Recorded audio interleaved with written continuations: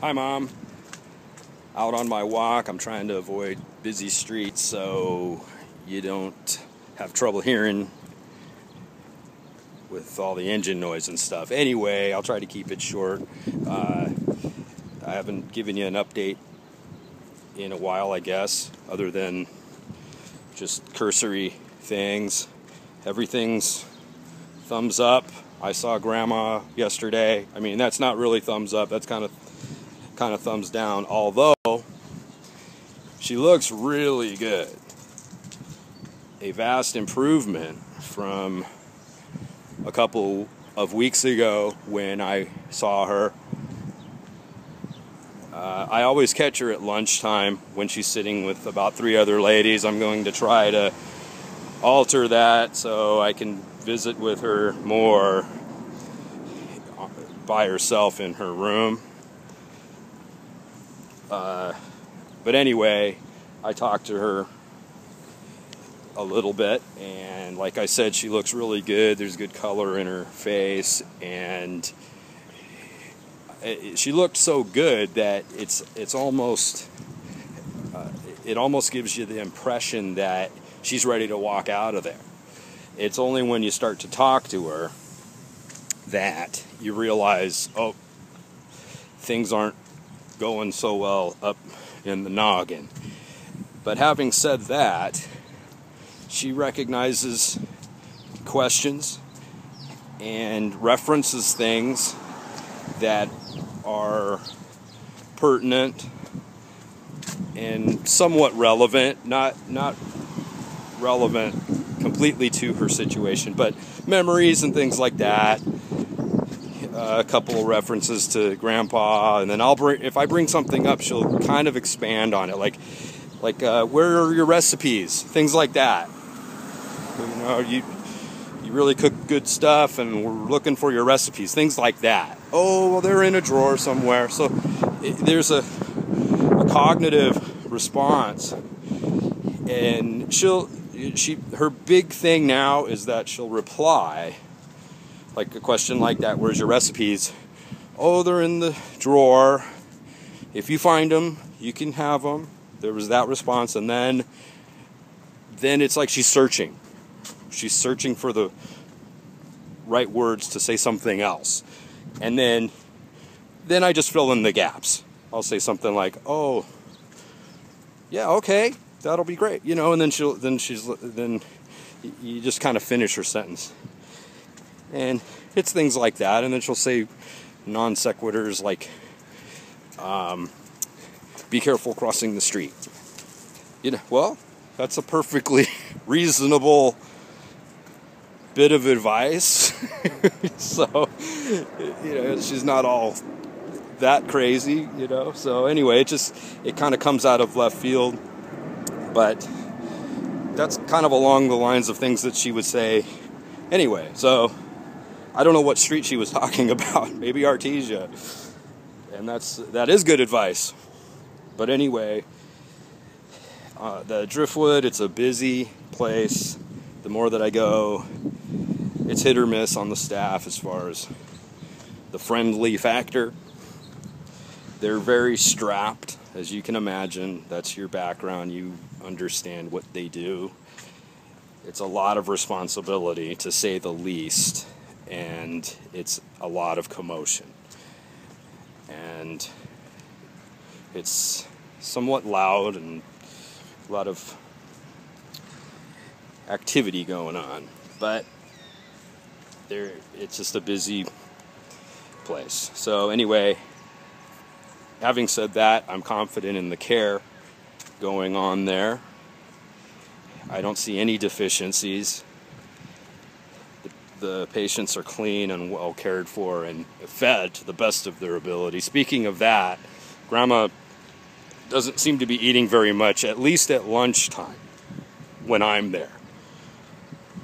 We found some more teeth, which I forgot to bring yesterday, but we found others that I did bring to the Driftwood. I have another set of teeth, maybe that'll help with the chewing, but I don't think she wants to wear those dentures. And the staff isn't really forcing it.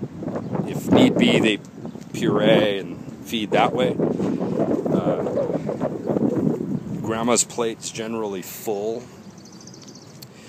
when I'm there. She just takes nibbles of the food, and she saves some for later. She saves some for later. Like, she offered me her muffin yesterday, and I said, I don't want it, thank you. And she took it back with her, evidently. So she eats in her room.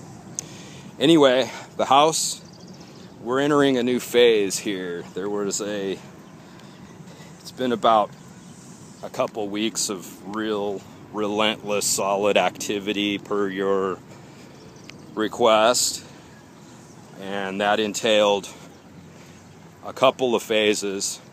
One was a extreme rubbish removal, which will end today. That was dozens of hefty bags, and those have been disposed of. Today would be the last load. The next phase is Salvation Army. I have a pickup organized, and there's a facility right down the street, so I will be bringing things there, several boxes and hefty bags of clothes and things like that. Phase 3 is furniture removal. I will take custody of a good portion of it in absence of you wanting it, and we discussed that already. So I'm making room at our house to take some of the things, and the rest will be given away. That brings up a concern of mine. Before I start on that, I want to make sure that we're operating within the legal perimeters and or moral perimeters, so it's not violating any documents or Grandma's will, literally. So, if you give me the word, we could start on that. I don't think it'll be a problem, but as you can see, it's a different animal, so to speak, when you're moving the furniture out of the house. That could be construed as theft if there is no basis for doing it. And I believe that the logic that we had discussed is perfectly reasonable. All the neighbors, for what it's worth, I've met a couple of them, the nosy crew,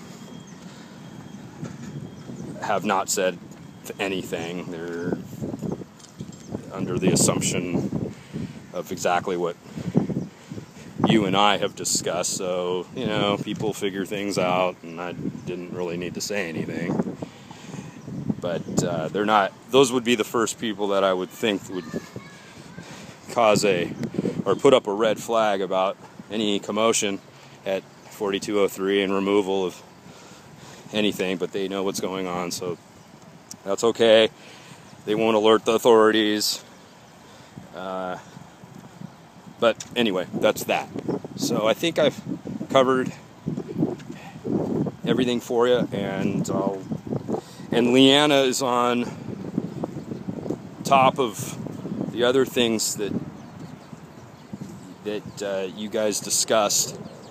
Her office is offering up some services that could be very helpful for you sifting through information. So she'll get back with you on that, and that's it. So hang in there, and there might be another box of documents coming your way. I have to sift through it and see if it's worth sending. But but I suspect that it is, so I'll get on top of that too. All right. And speaking of that, there's a massive shredding procedure to protect from identity theft and things like that, and I have those documents back here in El Segundo, and they'll either be shredded or sent to you based on what's in there. All right. See you later.